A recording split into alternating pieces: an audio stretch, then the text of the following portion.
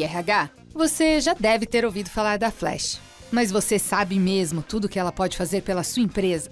Com o Flash Expense, você controla gastos, reembolsos e viagens corporativas dos colaboradores. Já com a Flash People, você acompanha desde a gestão da admissão dos candidatos até o engajamento do seu time.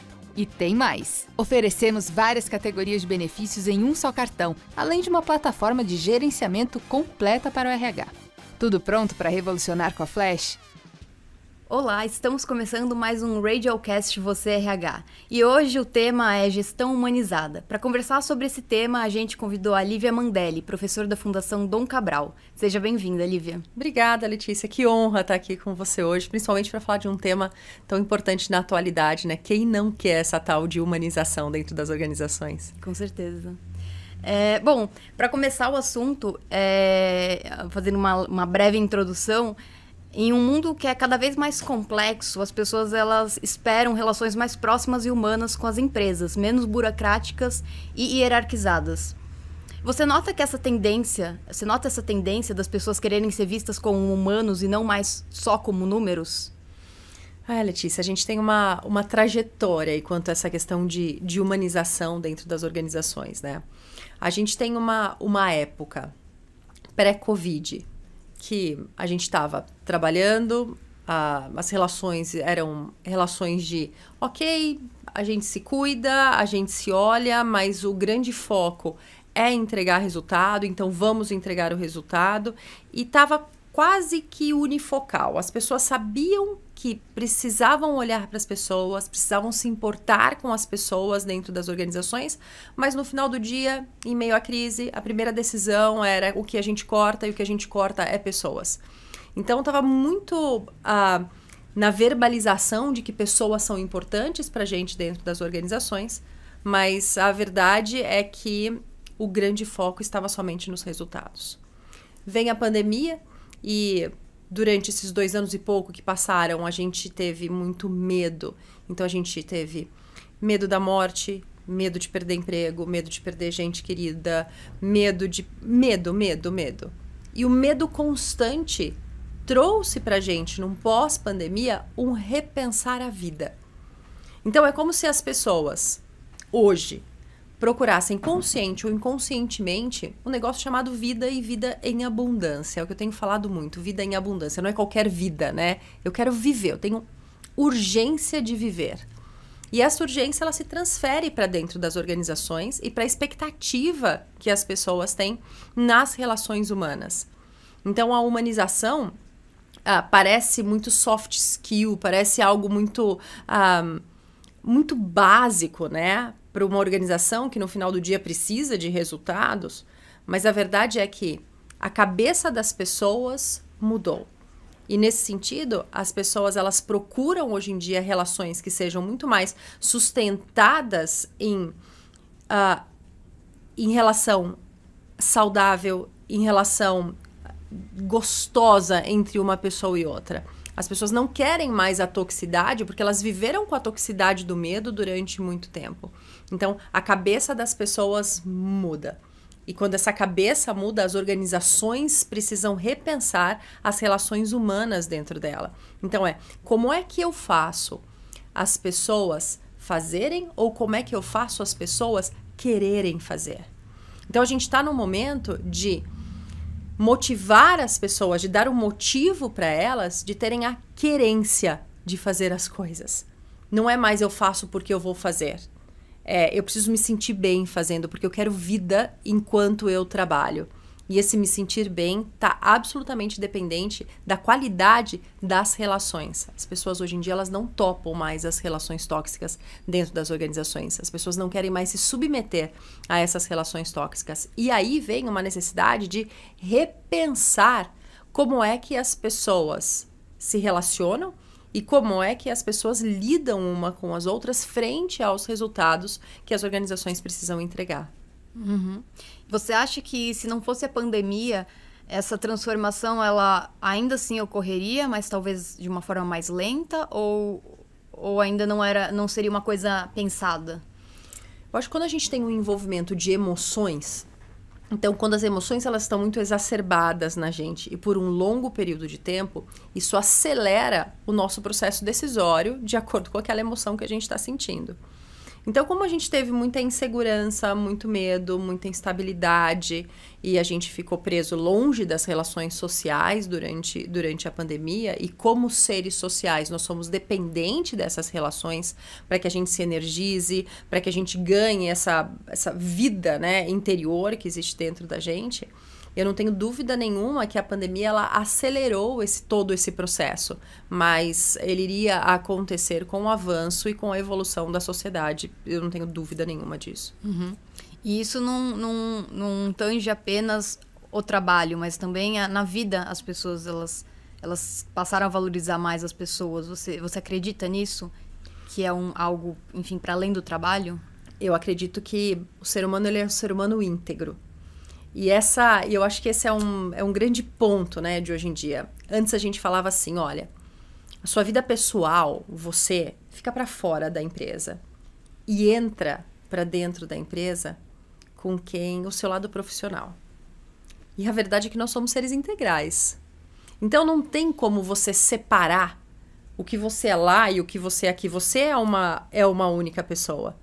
Então, nesse sentido, as pessoas elas entram para dentro da organização com uma cabeça de que eu preciso estar aqui integralmente, eu preciso entregar integralmente aquilo que eu tenho como capacidade minha, e a organização precisa valorizar eu como ser integral.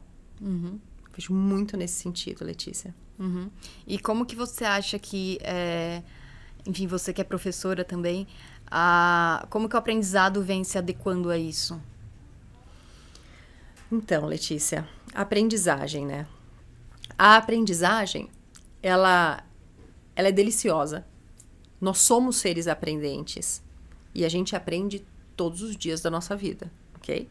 Só que a aprendizagem, ela é desconforto. Então, o que antes a cabeça organizacional era assim, ó, puxa o elástico da aprendizagem das pessoas.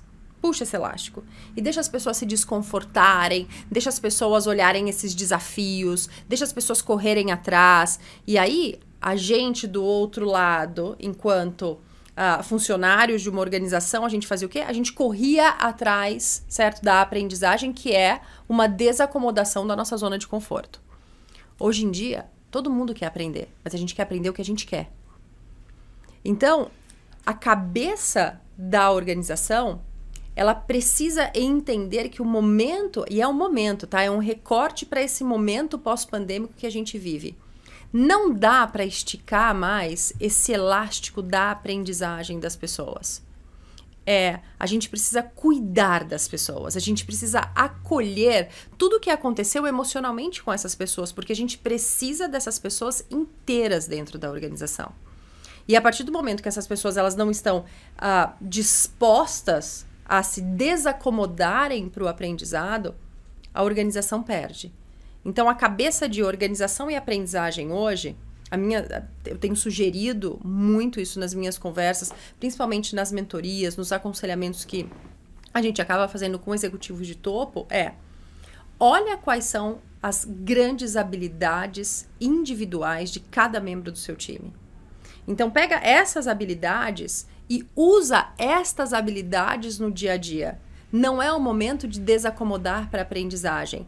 É o momento de você usar o que as pessoas têm de potencialidade, porque elas já ficaram sob muito estresse emocional durante a pandemia. Então, agora, acolhe para que essas pessoas consigam respirar emocionalmente e para que lá na frente elas consigam te entregar o melhor e, de novo, desacomodando para que haja novas aprendizagens.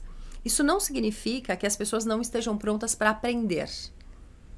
A aprendizagem, ela faz parte da nossa evolução e a gente está o tempo todo, né, vendo quais são as possibilidades de aprendizagem. Mas o que cada um quer aprender? E, de novo, vem a questão da querência. As pessoas precisam querer as coisas. Então, a gente sai daquela zona de eu mando e você obedece, eu falo o que você tem que aprender e você aprende. A gente muda e faz um twist nisso para que o que é que você quer aprender hoje? Como é que eu, enquanto organização, posso te ajudar nessa aprendizagem? Porque a gente tinha uma relação aqui de que a organização, ela contratava a pessoa e a pessoa precisava servir a organização. E aí a gente tinha uma linha muito unilateral nessa relação pessoa e organização. E a gente vê hoje uma necessidade enorme disso ser uma via de mão dupla. Então a organização, ela me ajuda naquilo que eu quero aprender e eu ajudo a organização a entregar e atingir os resultados que ela pretende. Então, a gente tem uma via de mão dupla. Então, voltando, né, à base da sua pergunta, a aprendizagem hoje, ela não é mais uma aprendizagem coletiva, ela é uma aprendizagem individual, de acordo com as vontades, necessidades, desejos e expectativas de carreira de cada pessoa dentro da organização. Uhum. Então, você também diria que a gestão humanizada, ela também é uma gestão personalizada? Sem dúvida nenhuma. A gente não consegue humanizar, Letícia, se a gente pensar só no coletivo. Porque cada pessoa tem uma necessidade diferente, tem uma vontade diferente, tem uma expectativa de carreira diferente, uma velocidade de carreira diferente. Então, nesse sentido, o líder, ele deixa de gerenciar somente um time para gerenciar as pessoas desse time. Então, hoje o líder, ele precisa conhecer profundamente a história das pessoas que trabalham com ele. Eu não estou dizendo que o líder precisa, que o líder, eles precisam ser amigos de seus liderados, porque liderança, aliás, não tem nada a ver com amizade, né? São coisas bastante separadas. Mas esse líder, ele precisa conhecer profundamente essas pessoas para que consiga despertar o melhor de cada uma. E uma boa forma de fazer isso é identificar quais são os motivadores de cada um. Então, às vezes, algumas pessoas podem ser movidas por uma sensação de pertencimento, outras pessoas podem ser movidas por uma sensação de realização, de estão realizando algo que se propuseram em suas vidas, outras pelo exercício de poder, mas o líder precisa ter esse olhar muito apurado num conhecimento individual de cada membro, para que ele consiga apertar esse gatilho de performance de cada um e ir abordando cada membro do time de forma absolutamente individualizada. A humanização, o resultado da humanização é coletivo, mas a praticagem da humanização, ela é individualizada, ela é olho no olho. Ela é o entendimento dessa troca social que se faz entre líder e liderado. É o que eu chamo de vínculo afetivo organizacional. É você trabalha comigo e não mais para mim. Então, e para a gente trabalhar juntos e para a gente atingir os melhores resultados para a organização, eu preciso confiar em você, você precisa confiar em mim. A gente precisa entender quais são os nossos combinados durante o nosso trabalho, quais são os nossos negociáveis, quais são os nossos não negociáveis. Eu preciso conhecer os seus limites, conhecer as suas potencialidades, os seus gaps. Então, eu preciso te conhecer. A partir do momento que eu te conheço, eu consigo estimular o melhor de você. Uhum. E onde entra o RH qual é o papel do RH nisso? Então, o RH, ele vem como um RH muito mais estratégico hoje em dia, né? Então, eu acredito muito que o papel do RH no que tange a liderança, né? E não no que tange as estratégias da organização, mas na estratégia da liderança, o RH, ele precisa ter um papel consultivo com esse líder. Ele precisa ir caminhando ao lado desse líder para ir pontuando aonde que esse líder ele pode gerar mais vínculos, aonde esse líder pode olhar para aquele indivíduo para estimular a melhor versão daquele indivíduo enquanto essa pessoa está no ambiente de trabalho. Como é que esse líder pode trazer qualidade de vida no trabalho, não qualidade de vida no geral, mas no trabalho para os seus liderados. Então, eu acredito que o RH ele precisa fazer uma parceria com as lideranças para servir como um terceiro olho, sabe? Então, é um olho a mais para as pessoas e para as necessidades individuais de cada membro do time, para que eles juntos possam gerar os melhores resultados para a organização. Num recorte bem assim, né, pequenininho, quando a gente fala de RH e liderança, tá, Letícia? Uhum. E vendo assim, por exemplo, 10 anos atrás ou um passado do trabalho, assim, você percebe mudanças nessa relação entre liderança e RH? Ela vem se estreitando essa relação? Sem dúvida alguma, sem dúvida alguma. Eu acho que quando a gente olha lá atrás, né, a gente vê um RH muito mais burocrático. né? Então, a gente...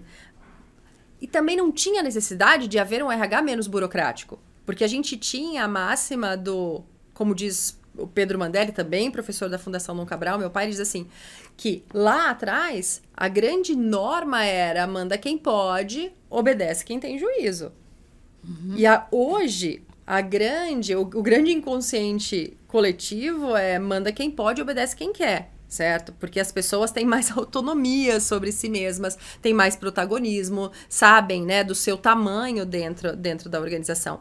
Então, lá atrás, percebo que o RH ele tinha um papel mais burocrático dentro da organização, um papel mais de contrata, descontrata, vê quem vai ser promovido e faz toda essa papelada, né, do RH, e que hoje em dia o RH também precisa desse olhar muito mais humanizado, né? Os recursos humanos é como eu trago a humanidade para dentro da organização para que isso me traga mais resultados. Lembrando sempre que as pessoas são um meio para o resultado e a gente não pode fantasiar de que não, as pessoas são as coisas mais é a parte mais importante da organização.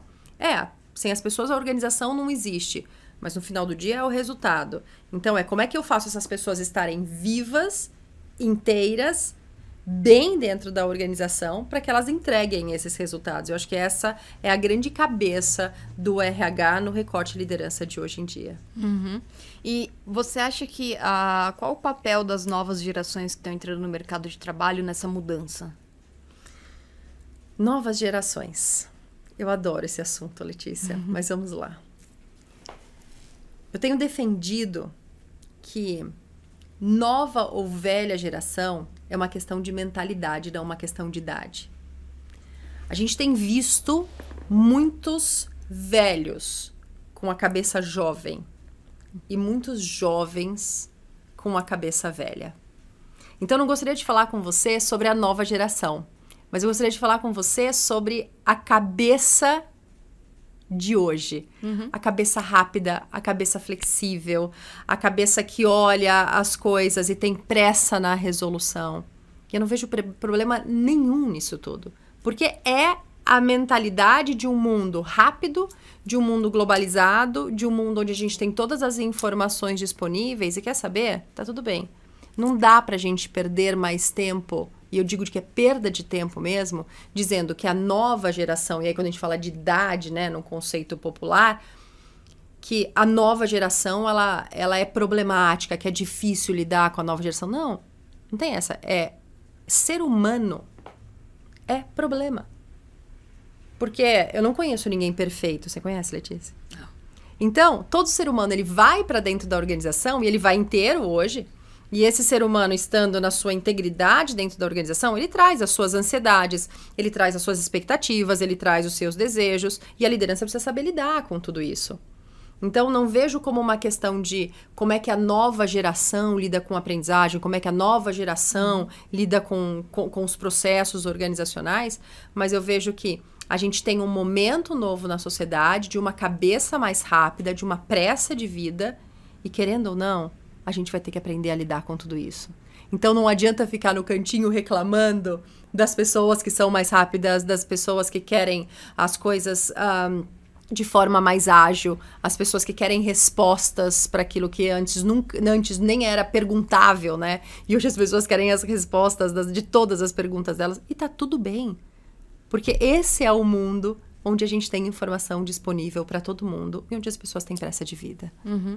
E você considera que, por exemplo, hoje em dia, as pessoas, independente da geração, independente da idade, elas conseguem expor muito mais os anseios que elas têm nas empresas do que antigamente, então? Sem dúvida alguma. Acho que essa foi a maior mudança. Não porque... Não falando de idade nem nada do tipo, mas todas as pessoas conseguem expor melhor o que querem para a vida, talvez? Então, a gente teve uma transição lindíssima, né? E vocês tiveram um papel enorme em cima disso, porque quando a gente começou a falar que a carreira das pessoas não era um problema da empresa, era um problema das pessoas e que elas precisariam gerenciar as suas carreiras, a gente foi falando isso. A gente foi fazendo artigos, a gente foi gravando podcasts, a gente foi gravando vídeos no YouTube, na época acho que nem podcast tinha, mas a gente foi falando que a carreira não poderia ser delegável para a organização, mas que a gente precisaria, sem dúvida nenhuma, começar a pensar, eu sou a dona da minha carreira, o que eu vou fazer com isso, certo? Quais são as minhas habilidades, para onde eu vou, quais são os meus planos. E aí, de repente, disseram que a empresa não era obrigada a saber o que a gente queria para nossa vida. E aí a gente começou, escreve, fala, grava vídeo, blá, blá. E aí as pessoas começam a entender que a carreira é problema delas. E se a carreira é meu problema, eu preciso tomar posse disso e me posicionar diante da organização dizendo assim, olha, é o que eu quero.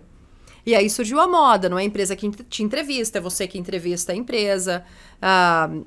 Não pergunte para a empresa quais são os planos de carreira que a empresa tem para você. Você fala onde você quer chegar. Define um projeto seu junto com a organização quando você entra para trabalhar nela.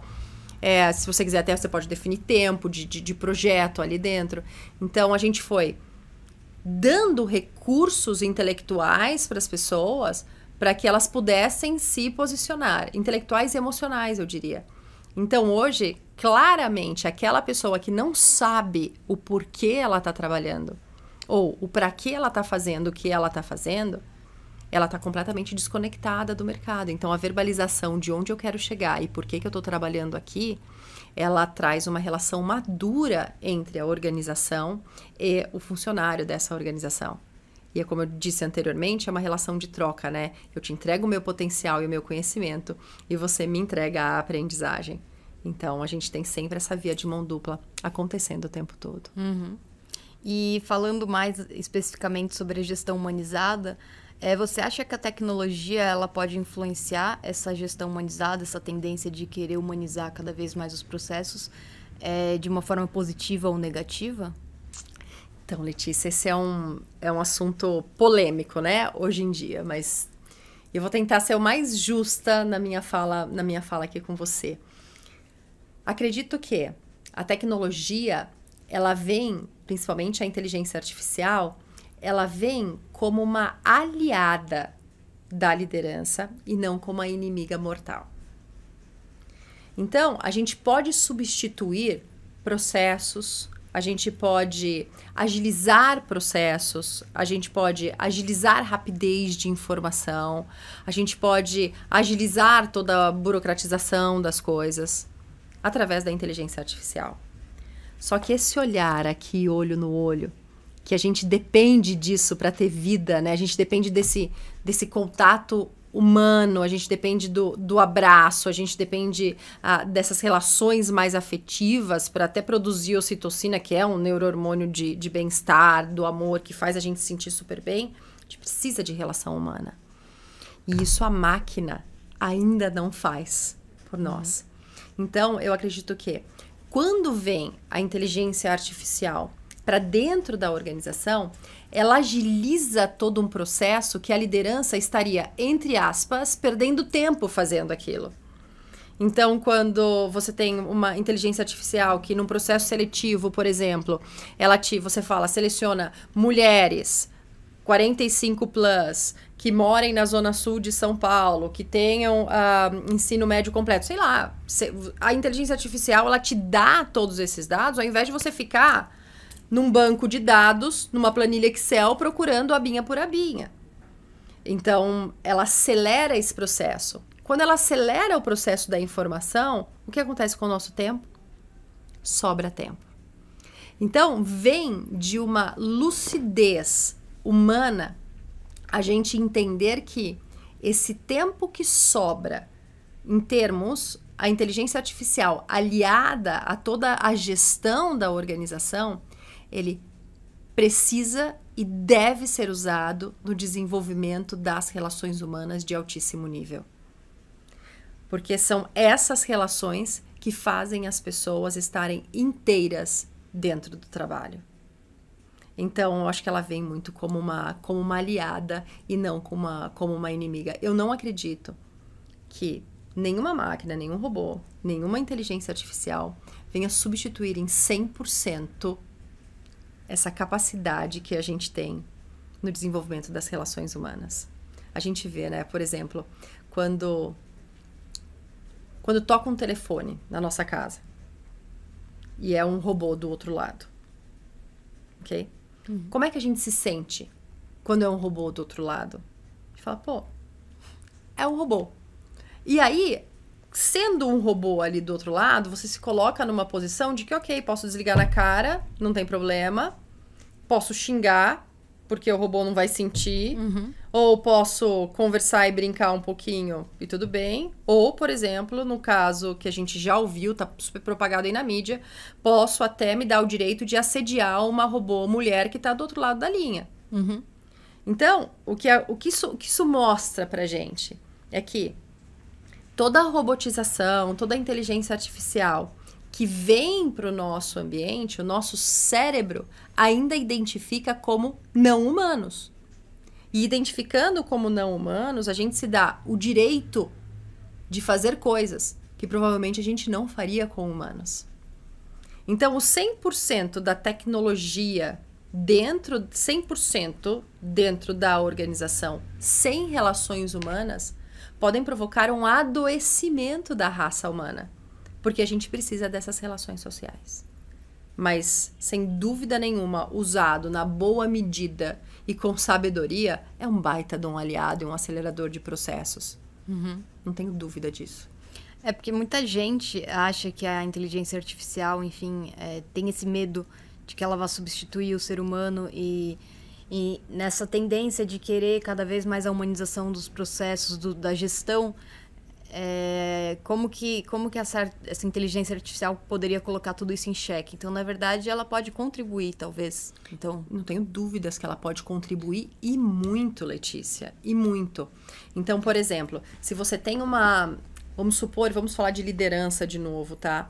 Quando você tem um líder e você tem todos os dados, você tem mapeado todos os seus liderados em um sistema de inteligência artificial, por exemplo, você precisa ter um processo decisório, você pode pedir todos esses dados para a IA e a IA vai te trazer toda uma análise que provavelmente você demoraria dias, semanas para fazer essa análise, às vezes até meses. Então, a inteligência artificial, ela te traz isso, mas o processo decisório humano, a própria palavra já diz, humano, ele está na sua mão. Então, ela vem como, sabe, anda aqui do meu lado a inteligência artificial. E pode ser, é claro, que muitas coisas sejam delegadas para a inteligência artificial. Mas, de novo, o que não é delegável é isso que a gente está vivendo aqui, é esse olho no olho, é essa relação humana que a gente tem.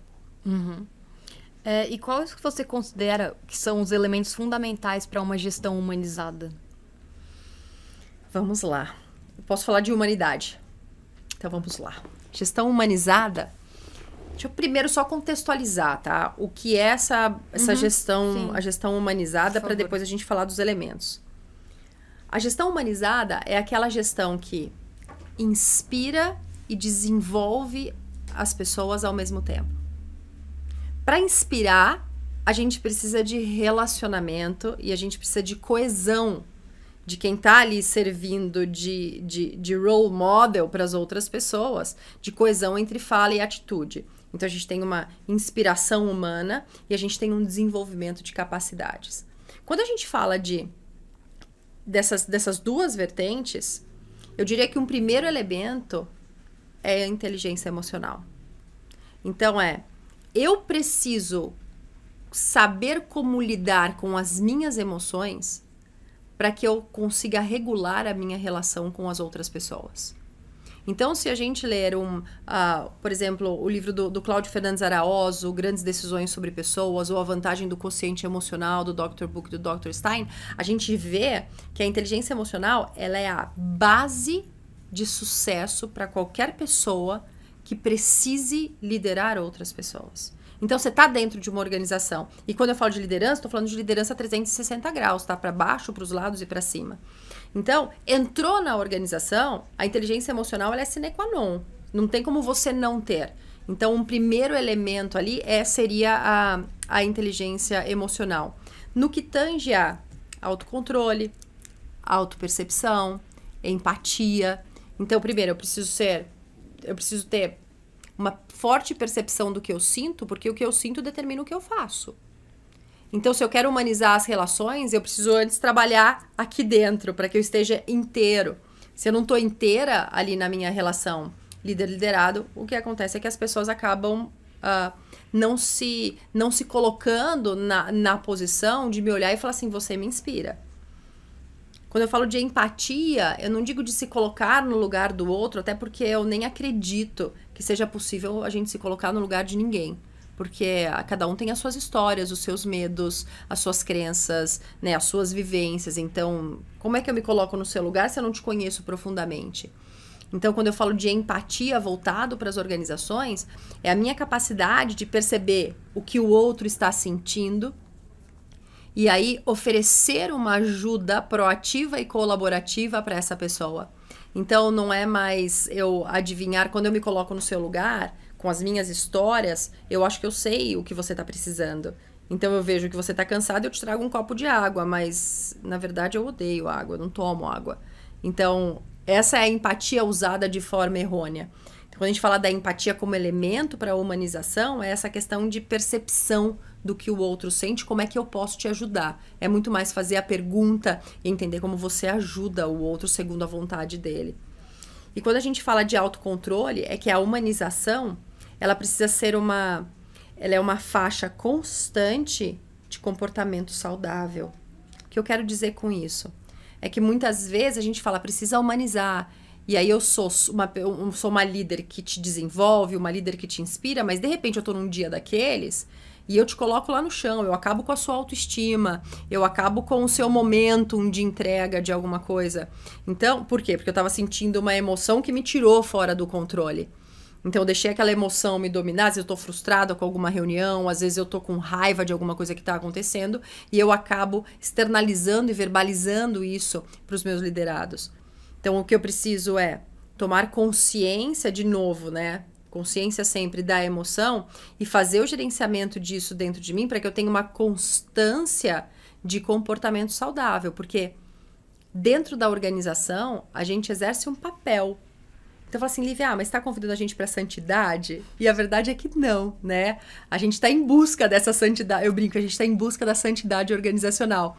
Mas é como se a gente tivesse que se autorregulando o tempo todo para que a gente não tire a energia das pessoas quererem trabalhar com a gente. Então, se o grande papel do líder é fazer as pessoas quererem trabalhar com ele, todas as vezes que você não se autorregula nessa gestão humanizada, o que acontece é que você vai perdendo as pessoas. Então, para mim, os elementos dessa gestão, eles estão muito focados dentro da inteligência emocional. Legal. E você até comentou anteriormente sobre essa confusão entre uma gestão humanizada e uma liderança amiga que quer ter amizade com os liderados, enfim. Não é a mesma coisa, você não precisa ser amigo, não é isso que se pede. Daí, se você puder explicar um pouco mais, isso acho que é interessante. Explico sim, Letícia. Sabe que tem algo super, super interessante, né? A gente tem um modelo mental que a gente geralmente sai de por exemplo, você tá fazendo algo errado na sua vida. E eu falo, Letícia, pensa bem, isso não é bom pra você. E você fala assim, ok, então você tá fazendo aquele negócio errado. Ao invés de você achar o equilíbrio aqui do que daria pra fazer, você sai do 8 e você vai pro 80. Então, a nossa cabeça, ela geralmente trabalha com os extremos pra depois encontrar o equilíbrio.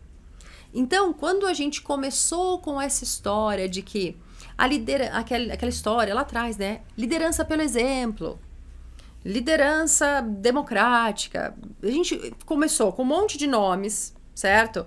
E falamos assim pro líder, você precisa se aproximar dos seus liderados.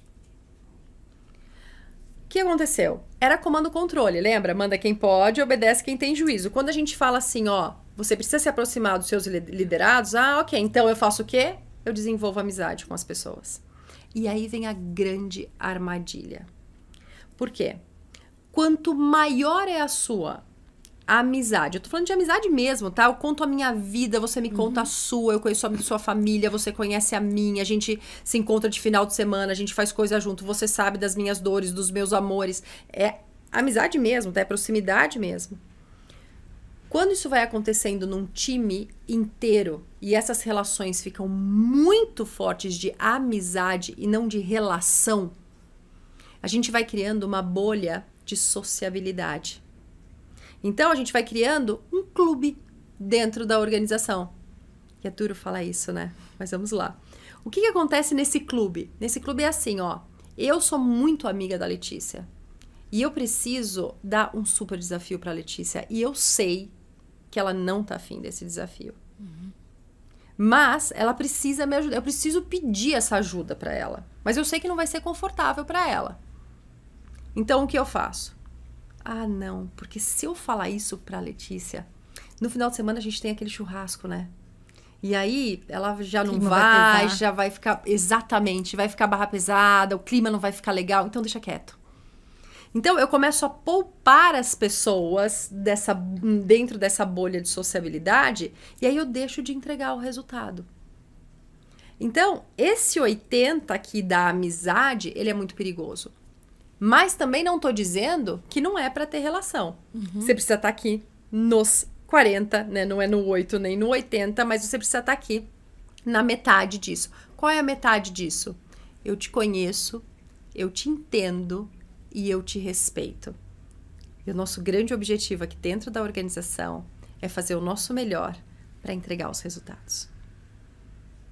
E pronto. Se alguém me fala assim, ó, Lívia, eu tenho um time, todo mundo é super amigo, nossa, o pessoal se adora, e a pessoa fala isso com super orgulho, eu falo, opa, não tô falando que a liderança tem que ser carrasca, muito pelo contrário, ela é inspiradora, ela é desenvolvimentista, mas, gente, desenvolver, crescer, dói. Ou será que tem crescimento sem dor? Gente, toda vez que a gente tem que aprender um negócio novo, tem um belo de um esforço, tem uma capacidade de concentração, tem um monte de coisas que acontecem na nossa cabeça, então tem dor ali dentro. Então, se não tem essa dor da aprendizagem, se não tem essa dor das relações, porque os seres humanos eles vão se relacionando e vão se atritando, o que acontece é que não tem, na verdade, liderança. O que acontece é um time, um time transformado num grupo de pessoas trabalhando dentro de uma bolha de sociabilidade e se autoprotegendo. E você acha que esse 80 que a gente foi parar, que a gente estava nos 8, né, que era daquela... O líder só mandava, você tinha que obedecer e era isso... Daí talvez a gente veio muito para um 80 de querer muito uma amizade, algo que nem precisava, não era isso exatamente que necessitava no ambiente de trabalho. Mas e como que isso se relaciona com a hierarquia? Por exemplo, hoje em dia há menos hierarquia dentro das empresas, enfim. Como que isso pode ter relação? Então, eu acho que a hierarquia, ela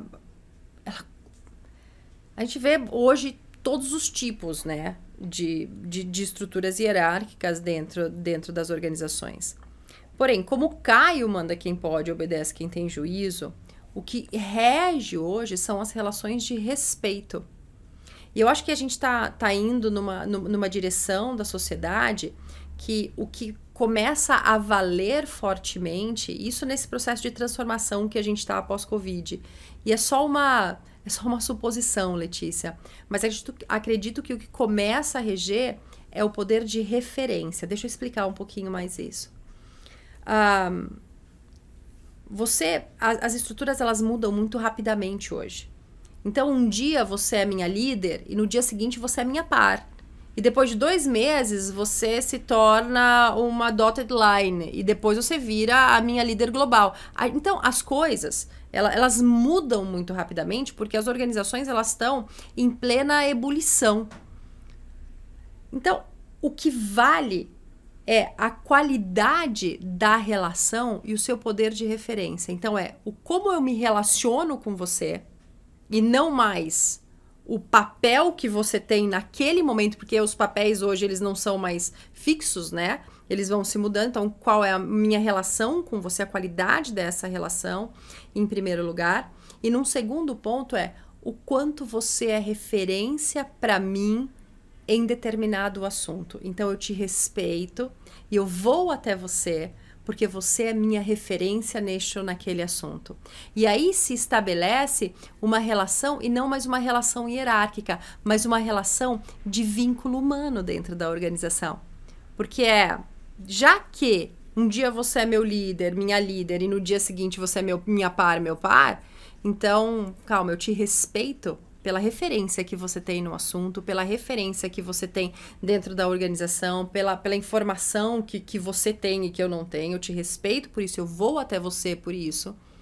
Mas não mais a relação hierárquica de que eu não converso com você porque você é muito distante de mim, ou eu não tenho relacionamento com você porque você está 3 níveis para lá do meu. Então, eu acho que e a humanização vem muito ao encontro disso, né? Do quanto a gente vai desenvolvendo esses relacionamentos e azeitando esses relacionamentos no modelo organizacional e não no modelo social. Uhum. E para finalizar, assim, qual você acha que é o papel do RH nisso tudo que a gente conversou, nesse intermédio, nessa tentativa de ficar nesses 40 e não no 80 e nem no 8, talvez? Olha, o RH tem um bom desafio aí pela frente, né? Porque a gente está numa mudança de mentalidade. Então, não dá para descartar tudo o que foi, mas também não dá para usar tudo o que foi. Então, acho que o papel do RH hoje é um papel de repensar as práticas e repensar as estratégias de ser aliado dos líderes dentro da organização. Aliados no que tange a um processo de uma visão humana, uma visão de que tem gente trabalhando, numa visão de bem-estar das pessoas dentro da organização. E eu não estou romantizando, tá, Letícia? Mas estou dizendo que ninguém mais está afim de trabalhar em lugar tóxico. Então, o RH, ele precisa começar a pensar em uma de suas facetas como se fosse um grande guardião desse ambiente organizacional. E eu não estou falando de escorregadores no lobby. Eu não estou falando de redário para pós-almoço. Eu estou falando de regar as relações humanas dentro da organização e promover momentos onde essas relações humanas possam ser genuínas, possam ser inspiracionais e possam ser desenvolvimentistas. Legal. Bom, muito obrigada pelo Imagina. papo. Foi um prazer te ouvir, te receber aqui. Prazer todo meu, Letícia. Delícia conversar com você. Muito obrigada. Obrigada. Imagina. Bom, e obrigada a vocês que estão nos acompanhando aí.